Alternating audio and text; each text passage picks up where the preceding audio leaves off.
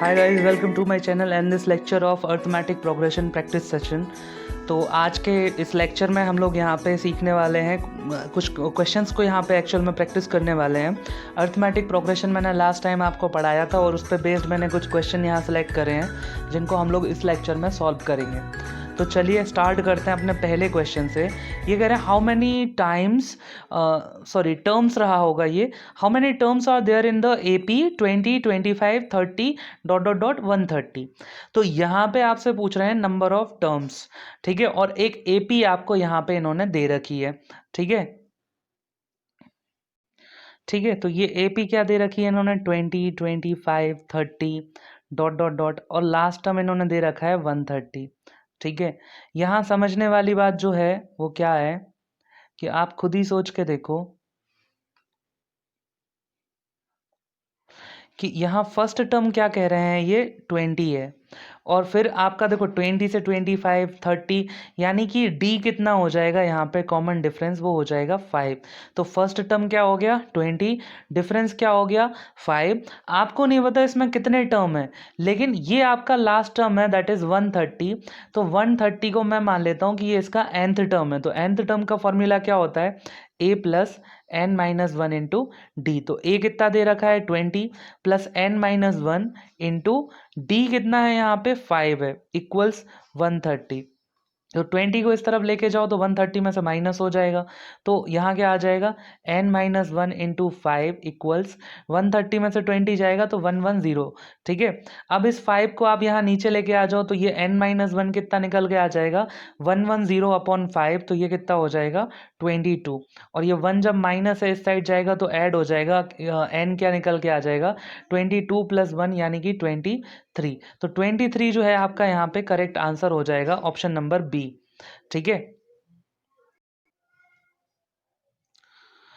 Now the second question is Bobby was appointed to mine box in the pay scale of rupees 7,500, 12500, 12,500. Find how many years he will make to reach the maximum of the scale. Okay, ये कोई company है से और इसमें बॉबी काम कर रहा है और इसमें उसको पे स्केल कितनी मिल रही है, इन्होंने लिखा है 7,500 एंड 12,500। इट मीन्स इसकी स्टार्टिंग हुई है 7,000 से और इसको हर ईयर इंक्रीमेंट मिलेगा 500 रुपीज़ का, और मैक्सिमम ये जा सकता है 12,500 तक। तो हम लोग को ये बताना है कि ये 12,500 यानी जो इसकी मैक्सिमम लिमिट है वहाँ कब पहुँचेगा, कितने सालों में। तो यहाँ समझने वाली बात क्या है, देखो अगेन AP बन रही है। 7,000 मान लो इसने आज स्टार्ट करा तो ये क्या हो गया इसका A।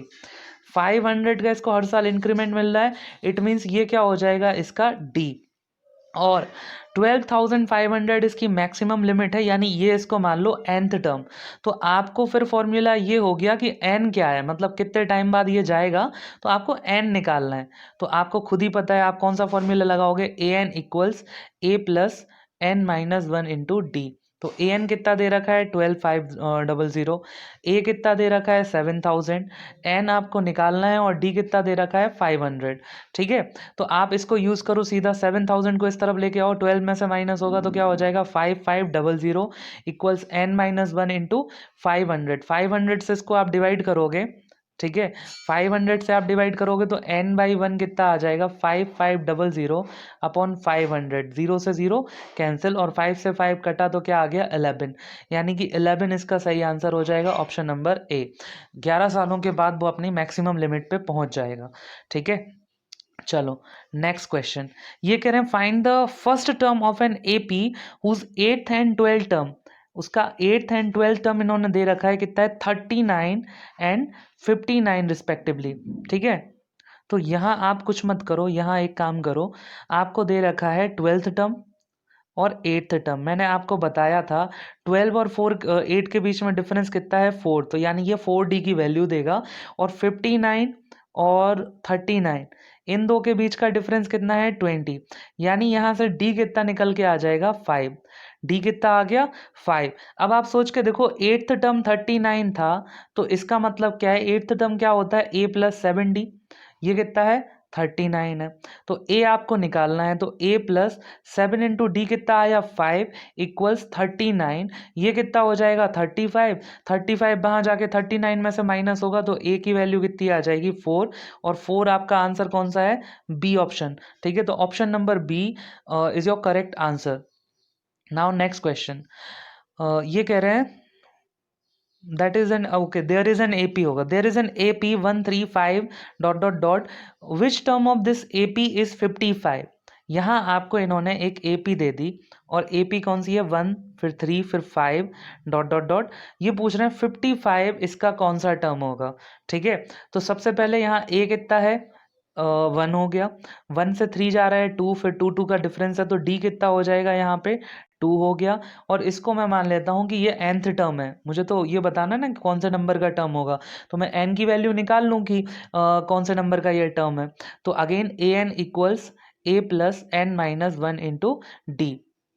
आप खुद ही सोच के देखो कि ए एन इक्वल्स ए कितना दे रखा है, मतलब अब देखो यहाँ nth टर्म मैंने मान लिया कि 55 है, तो ए एन की जगह मैं क्या लिख दूंगा 55। ए कितना दे रखा है यहाँ पे 1 plus N minus 1 into d कितना दे रखा है 2। ये यहाँ आया, इसमें से माइनस हुआ तो हो गया 54।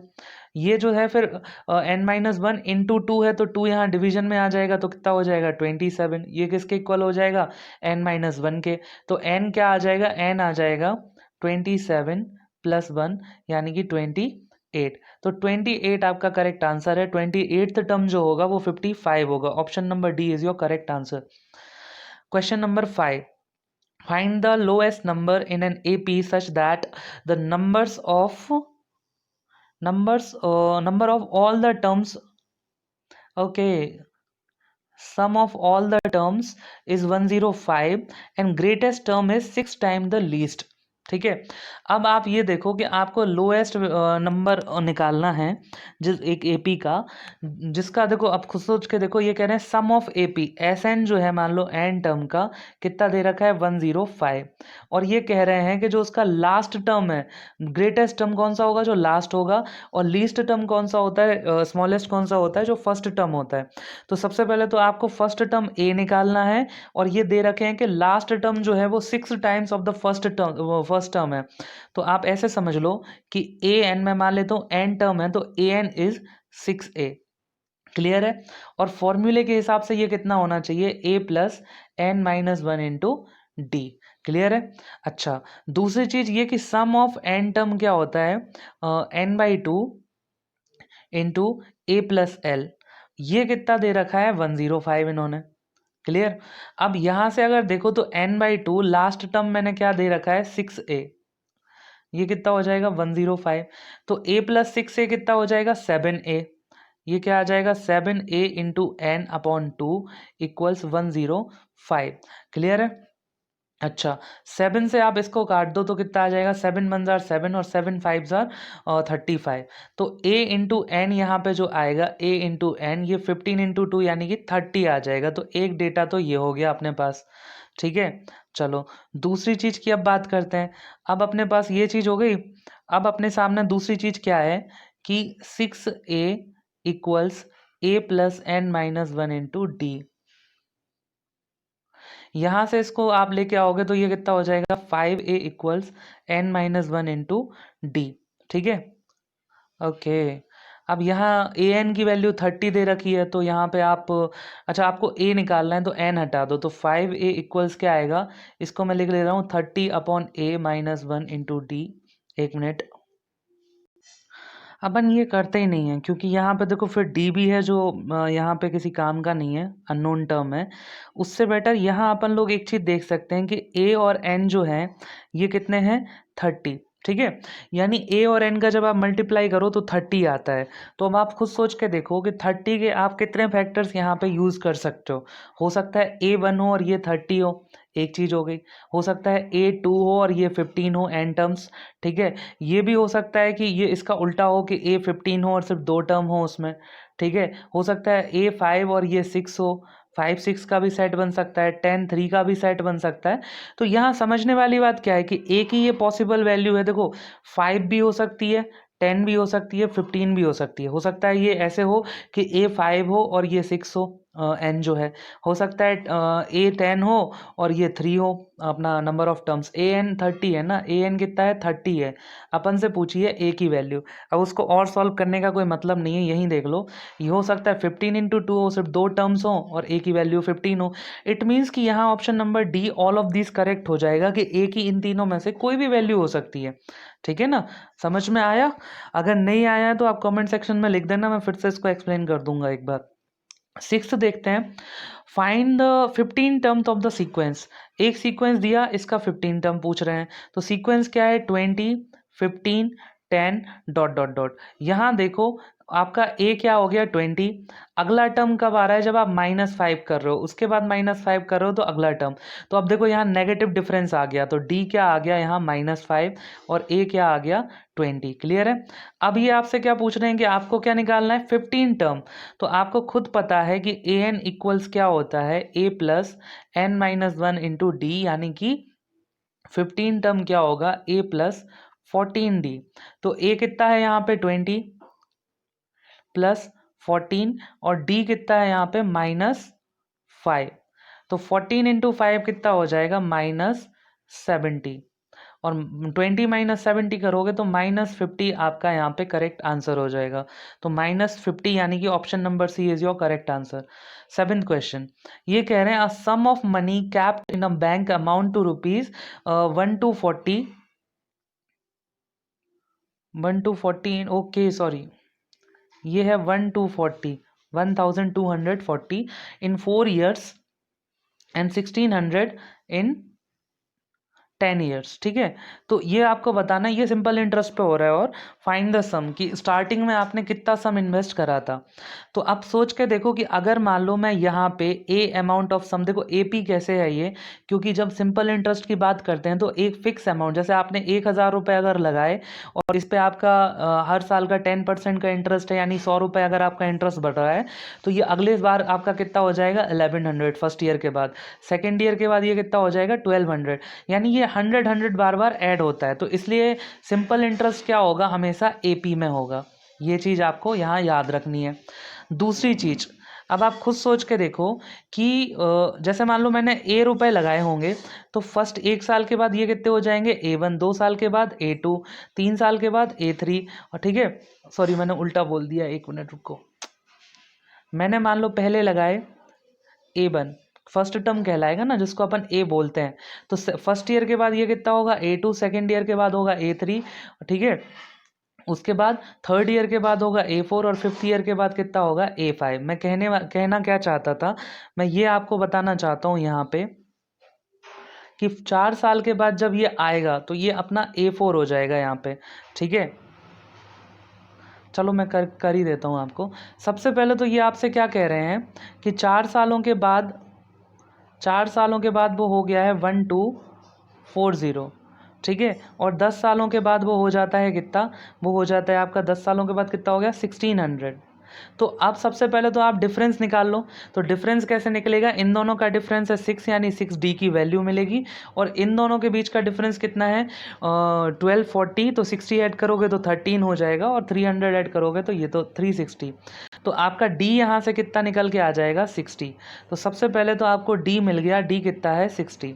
अब आप कोई भी एक चीज़ देखो, जैसे फोर्थ आपका 4 सालों के बाद वो इतना सम हो गया था। ठीक है ना, 4 सालों के बाद आपका जो सम था वो कितना हो गया था आपका, वो हो गया था आपका यहाँ पे 1240, 4 सालों के बाद। अब यहाँ क्वेश्चन ये है कि यहाँ A4 होगा या A5 होगा। यहाँ आप गलती कर सकते हो, यहाँ A5 होगा। क्यों? क्योंकि देखो वही चीज़ मैं आपको समझाना चाह रहा था, मैंने उल्टा आपको पहले समझा के गलत कर दिया। मान लो मैंने अभी पैसा लगाया A1, ठीक है, तो पहला टर्म तो A1 कहलाएगा ना। 1 साल के बाद आपका ये कितना हो जाएगा A2, 2 साल के बाद A3, 3 साल के बाद A4, ठीक है सॉरी हाँ A4 हो जाएगा। ऐसे ही फोर्थ ईयर के बाद ये कितना हो जाएगा A5। देखो 1 में यहाँ पे 2 है, 2 में यहाँ पे 3 है, 3 में यहाँ पे 4 है। और अगर ढंग से समझना है तो और सुन लो। मान लो मैंने आज लगाया टुडे ए लगाया मैंने, तो फर्स्ट ईयर के बाद क्या होगा ए प्लस डी, ठीक है। सेकेंड ईयर के बाद क्या होगा ए प्लस 2d, थर्ड ईयर के बाद क्या होगा ए प्लस 3d, और फोर्थ ईयर के बाद क्या होगा ए प्लस 4d। यानी जो जो ईयर है वो यहाँ कोफिशिएंट होगा, इसको ऐसे याद रख लो, क्योंकि यहाँ आप गड़बड़ कर सकते हो। फोर्थ है तो आप उसको ए प्लस 3d लिख दोगे और आंसर गलत आ जाएगा। इस चीज़ को समझना पड़ेगा कि जब आपने सम लगाया है, इन्वेस्ट करा है, तो उस टाइम पे वो उसका पहला टर्म माना जाएगा, ना कि फर्स्ट ईयर के बाद जो आपको मिला है वो आपका पहला टर्म हो। तो यहाँ पे a प्लस 4d जो है ये कितना हो जाएगा 1240, d आपका कितना है 60, तो 4 इंटू डी कितना हो जाएगा 60 इक्वल्स 1240। क्लियर। तो a प्लस 240 इक्वल्स 1240। तो 1240 में से 240 अगर माइनस कर देंगे तो a में क्या आ जाएगा, 1240 में से आप 240 माइनस करोगे तो a कितना आ जाएगा 1000, यानी आपने 1000 लगाया था। 1000 is your correct answer, option number C. Now next question, 8th question.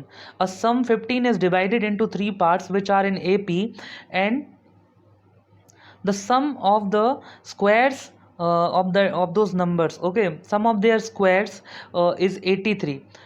The smallest number, ये कह रहे हैं 15 को मैंने 3 पार्ट्स में तोड़ दिया, एक्स वाई जेड मान लो, और ये तीनों AP में होंगे, ठीक है। अच्छा, ये तीनों AP में हैं, ठीक है, विचार इन AP यहाँ लिखा हुआ है।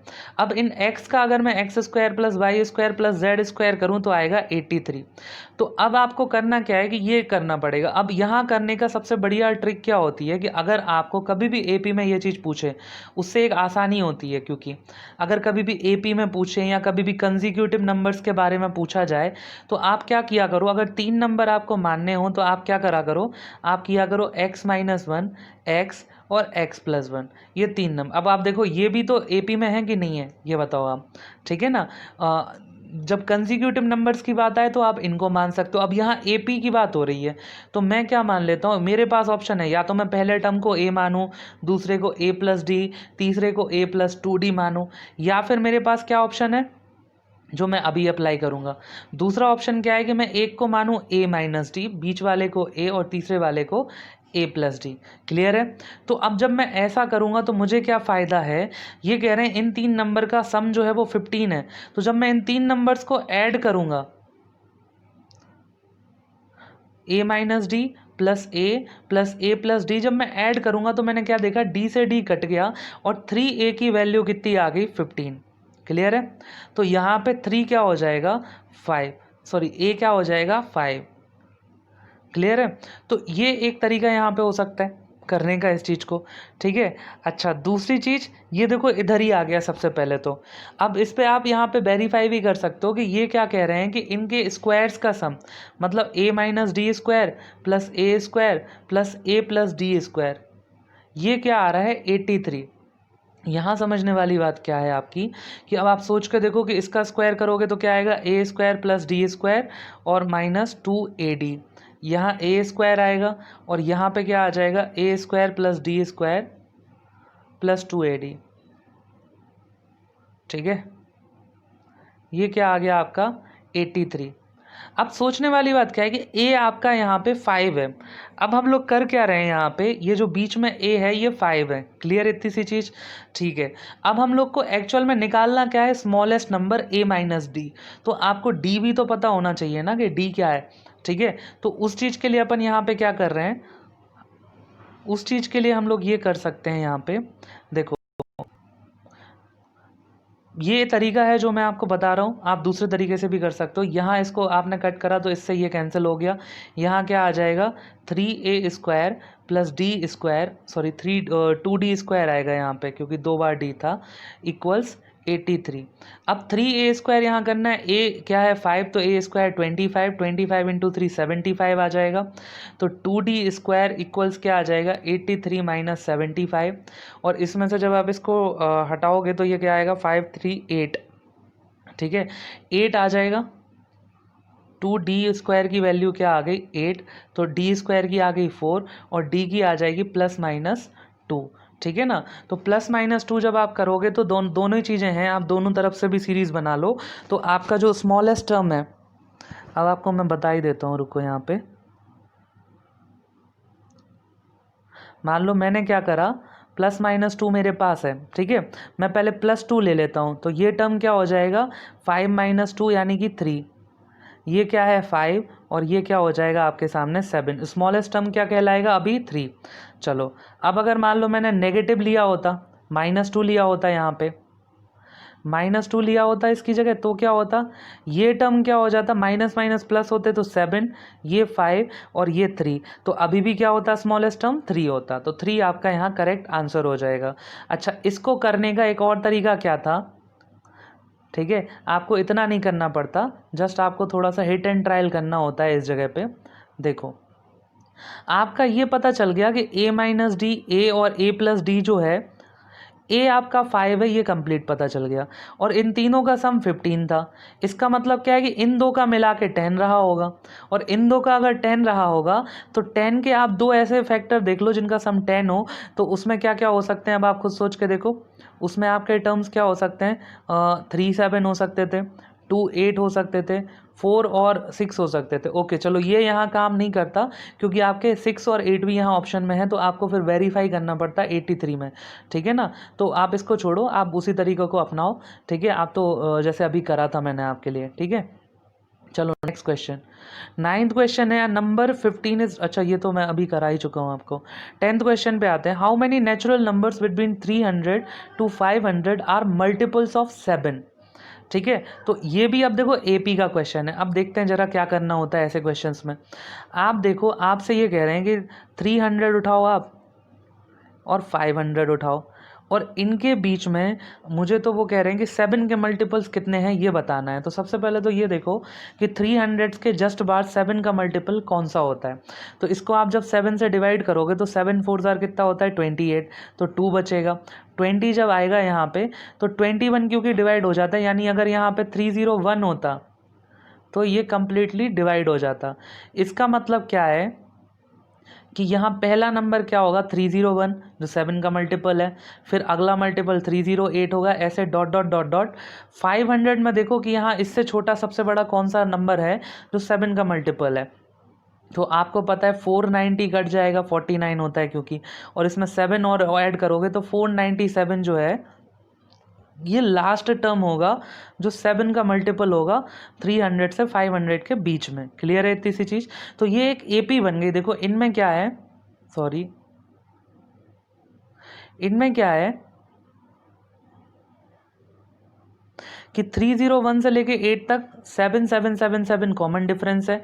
तो ए क्या हो गया यहाँ पे 301, डी क्या हो गया 7, और nth टर्म ए एन कितना हो गया आपके सामने 497। अब आपको n निकालना है, तो nth टर्म क्या होता है 497 इक्वल्स ए क्या है 301 प्लस n-1 इंटू, और d कितना है 7, तो ये यहाँ पे आएगा 3, यहाँ पे आएगा, इसमें से माइनस करेंगे तो ये कितना आ जाएगा 400 में से 300 गया तो कितना आ जाएगा आपका 197, और उसमें से 1 गया तो 196 इक्वल्स n-1 इंटू 7। 7 से आप क्या करोगे, इसको डिवाइड करोगे तो 7 2 जार कितना होता है आपका 14, 5 बचेगा तो 7 8 जार 56, और n-1 इक्वल्स 28 आ गया, तो n क्या आ जाएगा 28 + 1 यानी कि 29, तो 29 will be your correct answer, option number C. Hope you like the course. If you like the course, then please like, subscribe, share and hit the bell icon so that you can get notification of my upcoming videos. Thank you so much.